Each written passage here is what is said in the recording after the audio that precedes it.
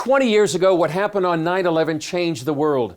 During the past 2 decades, the Middle East has gone through a dramatic transformation. Joel Rosenberg chronicled those changes in his book, Enemies and Allies, An Unforgettable Journey Inside the Fast-Moving and Immensely Turbulent Modern Middle East. CBN News sat down with Rosenberg in this exclusive interview.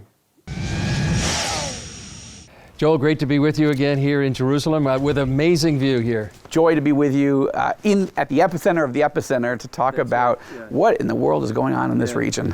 Well, you've written a book called Enemies and Allies. First of all, tell us why you wrote the book.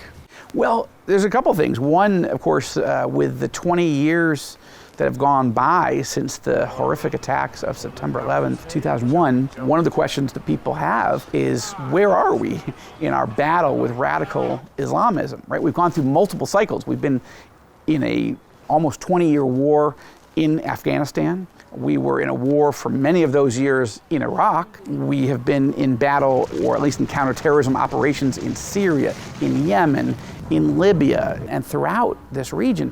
ISIS didn't even exist 20 years ago, right? But the Islamic State surged into power and created a caliphate and literally engaged in genocide. The US Congress defined it as genocide. The Obama administration reluctantly, but eventually defined what ISIS was doing as genocide against Christians.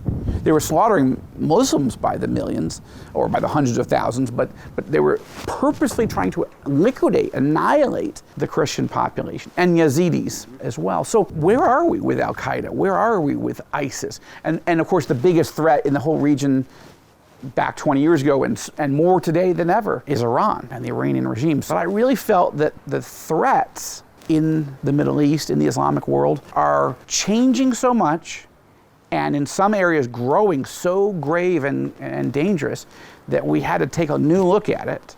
And then, of course, there's the Abraham Accords and the whole move towards Arab-Israeli peace. So which is it? And that's what Enemies and Allies looks at. Who are our enemies 2 decades after 9/11? And who are our allies? Because in both of those areas, the deck of cards, as it were, has been reshuffled. So the book is in 3 main parts. You have enemies, opportunities, and future. First of all, threats, the enemies. What's the main threat here in the Middle East right now?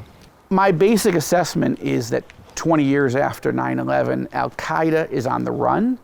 It's not gone and you can't take your eye off it, but it's not the power player that it once was. With Osama bin Laden. Osama bin Laden is gone. Most of the senior leadership of Al-Qaeda have been taken off the battlefield, and that's encouraging. The Islamic State, the caliphate, is gone.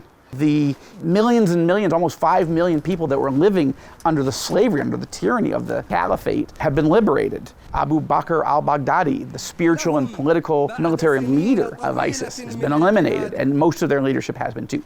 So the good news is some of the major non-state terror organizations and actors are not the magnitude of the threat that they once were. The bad news is that in all of the chaos of the Middle East of the last 20 years, Iran, no matter what the United States and Israel has done, Iran is more dangerous today than ever before, and they are dangerously close to building not just one nuclear warhead, but an entire arsenal. They have also built out their ballistic missile force, not only to be able to reach here in Israel, but to be able to reach Europe, and they're getting closer to being able to reach the United States with intercontinental ballistic missiles. And Iran's alliances, I really spend a lot of time in the book, their alliances are more dangerous than ever. They've built this really close strategic alliance with Russia, with Turkey, with North Korea, and increasingly with China. Now, each of those alliances look a little different, but they are dramatically stronger. Iran's regime is dramatically stronger today because they have these anti-American, anti-Western, and very hostile enemies as their allies. And several of those countries, of course, are nuclear armed themselves, which makes the Iranian nuclear threat even more dangerous. Plus, they built up proxies throughout the region.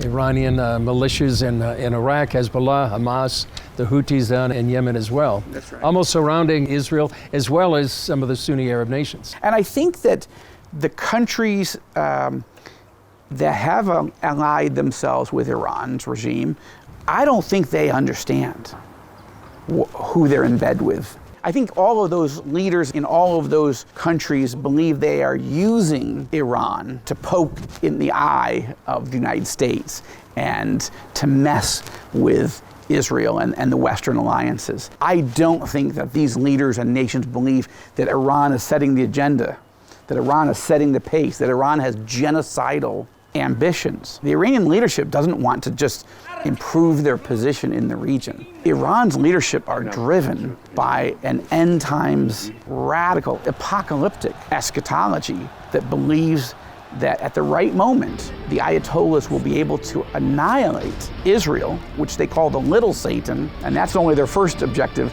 Ultimately, they want to annihilate, destroy the United States, which they call the great Satan. And I don't think Putin or the Chinese leadership or Recep Erdogan, the great leader in Pyongyang, North Korea, I think they are seeing Iran as part of an anti-Western, anti-American alliance. Let's just get everybody who hates America and hates the West, let's get them all in one big semi-unhappy family.